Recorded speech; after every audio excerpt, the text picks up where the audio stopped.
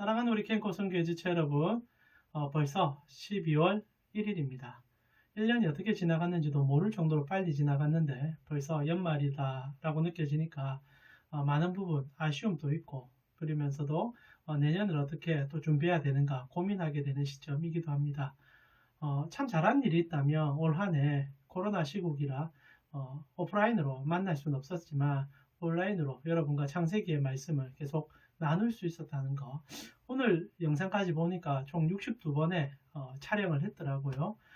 좀 긴 시간을 이렇게 영상으로만 계속 인사드렸던 점 아쉽기도 하지만은 이 어려운 시국에 이렇게 나눌 수 있는 자리 계속 허락해 주신 하나님이 얼마나 감사한지 모르겠습니다.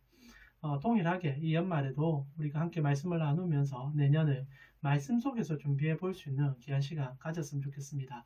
오늘도 동일하게 창세기 말씀 함께 살펴봅시다. 오늘은 창세기 46장 1절에서 27절 말씀입니다. 창세기 46장 1절에서 27절 말씀. 언제나 그리하듯 먼저 말씀 한번 읽어보시고요. 그리고 본문 속으로 함께 들어갔으면 좋겠습니다. 한번 읽어보시죠. 다 읽어보셨습니까? 요즘 나라가 더 뒤숭숭합니다. 위드 코로나로 이제 전환됐는데 오미크론 바이러스 변이가 생겨나는 바람에 걷잡을 수 없을 정도로 다시 한번 공포감이 우리를 지배하는 시점으로 가고 있습니다. 정말 잡힐 것 같았었어요. 한 2, 3주 전만 하더라도 위드 코로나 선포될 때, 그리고 백신도 70% 이상 맞게 되니까 이제 좀 안심할 수 있겠구나 라고 생각했는데, 아이고 이게 웬걸입니까? 상상하지 못한 일이 또 아프리카로부터 시작돼서 또다시 우리가 두려워하고 어떻게 해야 될지 모르며 국경을 봉쇄하는 사건으로 우리가 진행되고 있습니다. 혹자들은 이제 이렇게 얘기합니다. 물론 계속 같은 얘기가 나왔지만 위드 코로나가 아마 계속 가게 될 것이다. 끊임없는 변이가 일어나게 될 것이고 인류는 코로나를 함께 가는 방향으로만 갈 수밖에 없을 것이다 라는 얘기가 이제는 거의 확실히 이제 정해진 것처럼 얘기가 되고 있는 시점이기도 합니다. 미래가 안 보이죠. 한 치 앞도 안 보이는 이 시점에 우리는 어떻게 가야 될까라는 고민을 할 수밖에 없고, 특별히 12월 이제 올해도 한 달밖에 남지 않은 이 시점에 우리는 2022년을 어떻게 준비해야 되냐라고 고민할 때 오늘 본문 속에서 야곱이 우리가 무엇을 향해 가야 되고, 그리고 우리의 믿음이 무엇으로부터 가야 될지를 가르쳐주는 본문인 것 같아서 오늘 그 은혜가 우리 속에 나눠지는 이 불안하고 무섭고 그리고 한 치 앞도 보이지 않는 세상 속에서 우리가 무엇을 신뢰해야 될지를 다시 한번 붙잡아보는 귀한 시간 가져보고 싶습니다. 오늘 본문 내용은 너무 잘 알다시피 읽어보셨겠지만 드디어 야곱이 그의 아들 요셉을 만나기 위하여 이집트로 내려가기 전에 하나님 앞에 예배를 드리게 되고, 그 예배 가운데 하나님께서 음성을 들려주는 스토리입니다. 이제 걱정하지 말고 내려가라. 그리고 요셉이 너를 책임져 줄 것이다. 그리고 나서 이제 야곱의 자녀들의 이름들이 쭉 등장하며 그가 어떻게 자손을 이렇게 번성시키게 됐는지를 하나님의 약속 속에서 이루어진 섭리를 보여주는 장면이지요. 어떻습니까? 이제는 모든 게 회복되고 있는 과정이고 너무너무 기쁜 환경으로 이끌어가는 본문으로 계속 진행이 되고 있습니다. 근데 말입니다. 실제로 오늘 본문은 조금만 더 깊이 생각해보면 너무너무 섭섭할 수도 있고, 그리고 하나님의 마음을 읽지 못해서 우리 마음이 좀 답답할 수 있는 본문이기도 합니다. 오늘 하나님께서 야곱을 만나 주셔서 이제 요셉을 향하여 가야 되는 그 걸음이 걱정할 걸음이 아닌 것을 위로함으로 다가가고 있죠. 너무너무 좋은 본문입니다. 그러나 솔직히 뒤집어 생각해보면 이 본문 굉장히 불편한 본문이죠. 왜 그렇습니까? 하나님은 알고 계셨고 그 모든 것을 하나님이 조율하고 계시는 과정 속에 이 야곱에게 한 번도 얘기해 주지 않았다는 거죠. 너의 아들이 살아있다. 그리고 너의 아들이 무슨 일을 준비하고 있다. 야곱은 십수년 동안 몰랐어요. 이 모름이 단순히 그냥 몰라서 될 일이면 괜찮겠지만 아들이 죽은 일이었고, 그걸로 인하여 평생을 들끓는 고통 속에서 살아갔음을 알고 있기 때문에 하나님께서 참 냉정하시고 하나님께서 참 잔혹하시다라고 생각할 수 있는 본문이 오늘 본문의 내용입니다. 이렇게 가르쳐 줄 수 있는 분이 왜 지금까지 그리고 이제야 가르쳐 주시냐는 거죠. 한 번쯤 언질이라도 줄 수 있지 않았겠습니까? 너무 답답해서 아마 수없이 하나님께 얘기했을 거예요. 하나님, 내 삶이 왜 이렇게 고통스럽습니까?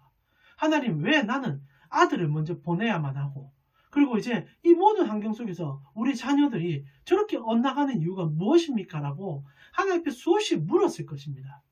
그러나 하나님은 말씀해 주지 않으셨죠. 근데 이제 모든 것이 성취되었습니다. 이제는 걱정할 거리가 사라졌어요. 근데 이때 나타나는 하나님, 그리고 이제야 위로해 주시는 하나님, 물론 지금이라도 위로를 받으니까 감사하죠.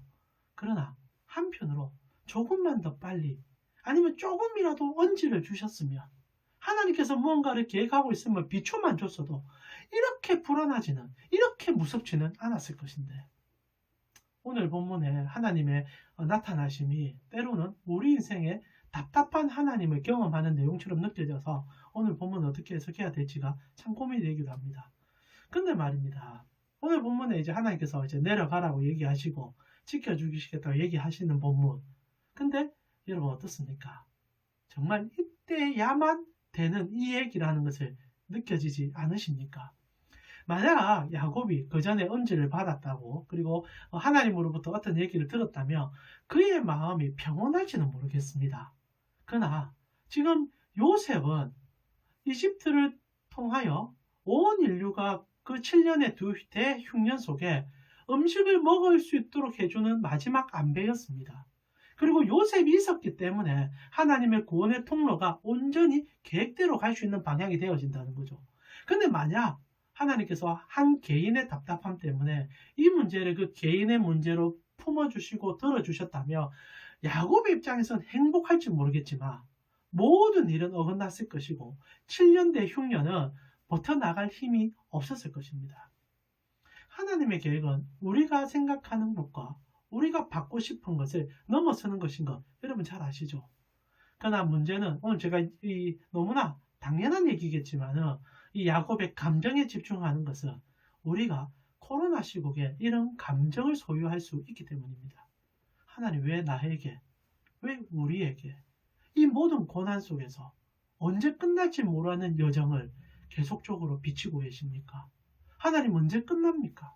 이것이 단순히 코로나만의 문제는 아닐 것입니다. 우리가 인생을 살다 보면 여러 가지 절벽 같은 인생의 여정을 만나기도 하고 답답한 환경을 경험하기도 하지 않습니까? 그럴 때마다 우리는 하나님을 향하여 그 답답함을 토로하는데 많은 부분 하나님께서 침묵하실 때가 있다는 거지요. 그러나 우리의 믿음이 무엇입니까? 하나님은 전능하시고 전지하시며 그 모든 계획은 우리 사랑하는 자들을 위한 계획임을. 그래서 바울이 뭐라고 합니까?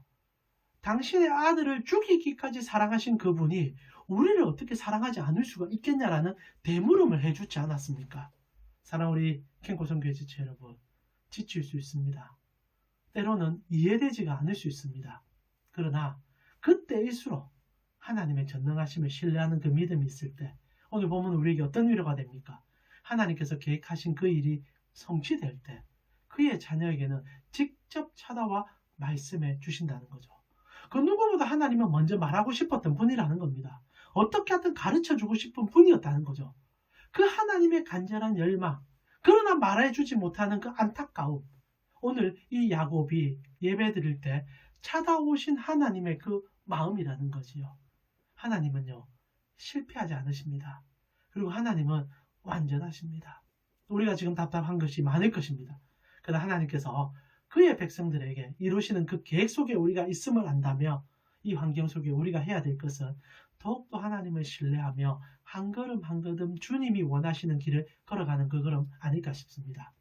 나아가 오늘 본문은 두 번째 우리에게 또 다른 믿음의 한 방향을 보여줍니다. 여러분 굉장히 오늘 상식적인 얘기지만 돌아보는 얘기인 것 같아요. 오늘 하나님께서 이제 야곱에게 이집트로 내려가라는 충고를 해주지 않습니까? 너무 당연한 얘기 같지만 이게 당연하지 않죠. 왜냐하면 당연하지 않았기 때문에 야곱이 내려가는 과정 속에 잠시 서서 하나님께 예배드리고 그 물음을 가졌던 것이 있기 때문입니다. 왜 그렇습니까? 야곱의 인생뿐 아니라 아브라함 때부터 이 3대에 걸친 단 하나의 그들의 인생에 하나님의 계획이 있었습니다. 그래서 약속의 땅 가나안에서 벗어나지 마라. 실제로 야곱 인생 전체만 살펴보더라도 그는 끊임없이 벗어나려고 했다가 결국 다시 돌아오게 되는 과정이었고 그의 말년은 하나님의 전적인 은혜를 강하게 경험하고 난 다음에 약속의 땅 가나안에 정착하는 과정을 경험했지 않습니까? 근데 오늘 웬걸입니까? 하나님께서 이제는 내려가라 하시거든요. 요게 이제 이 야곱에게는 불편한 거죠. 왜냐하면 평생을 하나님의 뜻 가운데서 하나님의 방식대로 살았고 결국 마지막에는 하나님께서 가장 원하시는 그곳에 정착을 했는데 갑자기 하나님께서 요셉을 다시 살려놓으시고 그 놀라움을 보여주셨는데 거기까진 좋은데 근데 이때까지 야곱이 했던 모든 신앙의 그 결단과 헌신에 대한 방향이 어느 한순간에 틀려질 뿐 아니라 이제는 옮겨가는 게 맞다라고 얘기하는 하나님을 만나버렸다는 거죠. 이게 왜 우리에게 문제가 되냐면 하나님께서 계획하셨던 그 일이 어느 순간에 우리의 상황과 환경에 따라서 우리가 생각할 수 없는 방향으로 바뀌어가는 경우가 있기 때문입니다. 이렇게 말하니까 조금 의아하시죠? 제가 청년들하고 한 번씩 얘기를 할 때 이런 비슷한 얘기지만 전혀 다른 관점이긴 하지만 상담 중에 이런 얘기를 합니다. 많은 청년들이 연애를 하며 여러분도 비슷한 관점을 갖고 계시는지 모르겠는데 다 하나님께서 계획해 주셔서 상대를 만난다는 생각을 해요. 그리고 분명합니다. 하나님께서 우리의 모든 만남에 왜 개입하지 않겠습니까? 그래서 특별히 신실한 우리 형제 자매들 가운데 뭐 아무 때나 만나는 그런 사람이 아니라 진짜 기도하면서 한 사람 한 사람에게 자신의 마음을 쏟는 청년들은 어떤 자매를 만나고 형제를 만나면 이것이 하나님께서 우리에게 주신 귀한 만남임을 알고 진짜 헌신하고 깨끗하고 정결함으로 만나려고 하죠. 근데 한 번씩 아이러니가 있어요. 이렇게 하나님의 뜻 안에서 결국 만나게 된 것 같은데 어느 순간에 하나님께서 서로를 못 만나게 하는 느낌이 들 때가 있다는 겁니다. 이렇게 표현할까요? 하나님이 그들을 헤어지게 만드는 경우가 있죠. 물론 그들의 마음의 상함과 그들 개인의 문제로 헤어지는 것이 맞을 겁니다. 그러나 또한 헤어지는 과정 속에 분명 하나님의 그 은혜가 있어서 만났는데 또 헤어지는 과정을 보며 하나님께서 우리의 관계를 원치 않음을 느낄 때가 있다는 거죠. 이럴 때 모순 속에서 청년들이 저에게 찾아옵니다. 그러면 제가 어떻게 답을 해준 줄 압니까? 오늘 요셉의 스토리가 저에게 답을 주죠. 때로는 하나님께서 계획하셔서 시작한 일이 있는데 살아가다가 그 일이 또한 하나님으로 인하여 마감될 뿐 아니라 새로운 방향으로 갈 수 있음을 인정하라는 거죠. 여러분 하나님께서 하나님 그 자체가 길임을 우리에게 가르쳐 주는 겁니다. 우리는 마치 하나님께서 어느 길을 정해놓으면 그것이 영원토록 하나님의 길이라는 착각을 하는데 아니에요. 하나님은 전능하셔서 전지하셔서 모든 길을 보여주시고 그 길 속에서 우리가 갈 길을 조율하시는 분입니다. 그러다 보면은 분명 오늘 하나님께서 나에게 주신 길이 있어요. 그런데 어느 날 하나님이 그 길이 더 이상 아니다라고 얘기하며 또 다른 길을 보여줄 때가 또 있다는 겁니다. 그때 성도에게 가장 중요한 믿음이 드러나죠. 무엇입니까? 하나님의 뜻을 따라가는 삶의 여정.